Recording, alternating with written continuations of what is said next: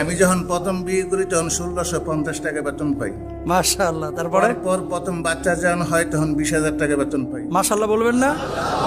দ্বিতীয় বাচ্চা যখন হয় তখন 25,000 টাকা পাই।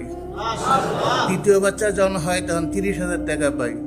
চতুর্থ বাচ্চা যখন হয় তখন 55,000 টাকা বেতন পাই। বর্তমানে 75,000 টাকা বেতন পাচ্ছি আমি। লিল্লাহে তাকবীর, লিল্লাহে তাকবীর। মানে বিয়ের আগে যখন চাকরি করছি তখন ছিল 5300 টাকা, বিয়ে করার পরে 8,000 টাকা হয়েছে। এরপরে যখন প্রথম বাচ্চা হয় 25,000, এরপরে ধাপে ধাপে মানে 30,000 হয়েছে। এখন আমার বউ প্রেগনেন্ট, এখন আমি বেতন পাই 33,500। লিল্লাহে তাকবীর।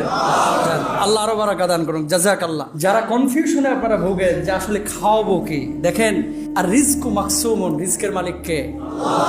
দুনিয়ার কোনো মানুষ ভাই আপনাকে খাওয়ায় না। ম্যাক্সিমাম মানুষ এই কনফিউশনে ভোগে যে বাচ্চা যে নিব, এই বাচ্চা নেওয়ার পরে খাওয়াবো কি? কথা বলেন না কেন? বাংলাদেশের একজন